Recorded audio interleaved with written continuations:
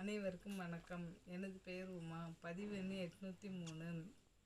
இன்று நான் பேச இருக்கும் தலைப்பு உற்ற உறவுகளுக்குள் அறத்தின் பக்கம் நிற்பதன் அவசியம். தசரத மகாராஜா ஒரு நாள் வேட்டைக்கு போகிறாரு. வேட்டைக்கு போயிட்டு ஒரு மரத்தடியில் படுத்து ஓய்வு எடுத்துகிட்ருக்காரு. அவர் அறியாமல் தூங்கிடுறாரு. அப்போ அவர் பக்கத்தில் இருக்க புத்தில் அவரோட கால் தெரியாமல் பட்டுருது. பட்டோன்னா அதில் இருக்க ஒரு நாகப்பாம்பு ராஜாவை கொத்த வருது. இது வானத்தில் வட்டையிடுற ஜடாயுங்கிற கழுகு பார்த்துட்டு ஒரு நொடியில் அந்த பாம்பை கொத்தி 2 துண்டாக ஆக்கிடுது. இந்த சத்தத்தில் தசரத மகாராஜா முழிச்சிடுறாரு. முழிச்சோன்னா பக்கத்தில் பாம்பு இறந்து கிடக்கிறதும் ஜடாயு நிற்கிறதுன்னு பார்த்துட்டு என்ன நடந்ததுங்கிறத அவர் யூகிச்சிட்டு என்னோடய உயிரை காப்பாற்றிருக்கீங்க, எனக்கு நீங்கள் கூட பிறந்த அண்ணன் மாதிரி அப்படின்னு சொல்லி அவரை சகோதரராக ஏற்றுக்கிறாரு. இதுக்கடுத்து கைகேயி தசரதர்கிட்ட வரம் கேட்குறாங்க. வரம் கேட்கும்போது அவங்க ஏற்கனவே கைகேயிக்கு 2 வரம் உனக்கு தர்றேன் அப்படின்னு சொல்லும்போது அவங்க சொல்கிறாங்க, எனக்கு இப்போ வேண்டாம், எனக்கு வேணுங்கிறப்ப நான் அந்த வரத்தை வாங்கிக்கிறேன்னு சொல்லிடுறாங்க.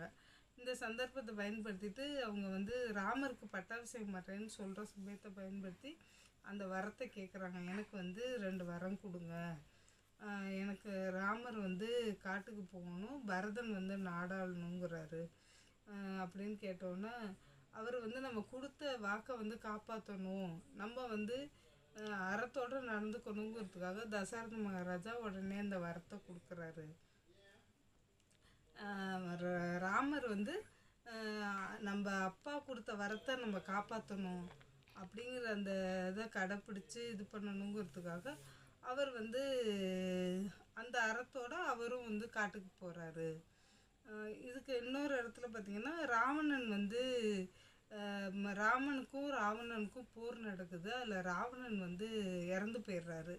இறந்து போனோன்னா மண்டோதரிக்கு நம்ம கணவரே கொன்னுட்டாங்க, அவர் அவ்வளோ பெரிய கடவுளா, அவரை நம்ம பார்க்கணும் அப்படின்ற ஒரு எண்ணம் அவங்களுக்கு வருது. அவங்க என்ன பண்ணுறாங்க, வர்றாங்க ராமரை பார்க்கறதுக்காக.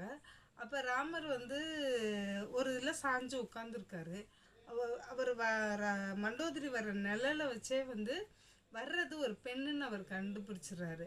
கண்டுபிடிச்சிட்டு நம்ம ஒரு பெண்ணுங்கும் போது அவர் டக்குன்னு எந்திரிச்சு உட்காந்து நேராக உட்கார்றாரு. உட்காரும்போது அவங்க வந்த மண்டோதரி திரும்பி போகிறாங்க.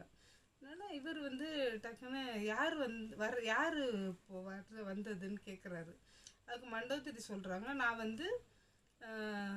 ஒரு விஷயத்தை கேட்குறதுக்காக வந்தேன், அதுக்கான விடை எனக்கு கிடச்சிருச்சுங்கிறாங்க.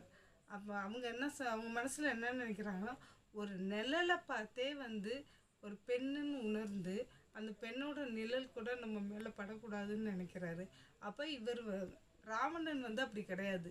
எந்த ஒரு எங்கே போய் போர் செஞ்சாலும் அங்கே இருக்க பெண்களை தான் ஃபஸ்ட்டு கடத்திட்டு வருவார். அதனால் இவர் அடுத்த பெண்ணோட நிழல் கூட நம்ம மேலே படக்கூடாதுன்னு நினைக்கிறார். அப்போ இவர் எவ்வளோ ஒழுக்கமானவராக இருக்கணும், அதனால தான் இவரை ராமபிரான்னு எல்லோரும் கொண்டாடுறாங்க அப்படின்னு அவங்க புரிஞ்சுக்கிறாங்க. அது மாதிரி பிறர் மனை நோக்காமல் இருக்கிறது, அடுத்தவங்க சொல்ல காப்பாற்றுறது, சுய ஒழுக்கத்தோடு இருக்குது, இதுதான் அறத்தோடு வாழ்கிறது. ராமாயணத்தில் வர்றது எல்லாமே நம்ம வாழ்க்கைக்கு தேவையான அறத்தோடு எப்படி வாழ்கிறதுங்கிறது தான் அவங்க சொல்கிறாங்க. நன்றி, வணக்கம்.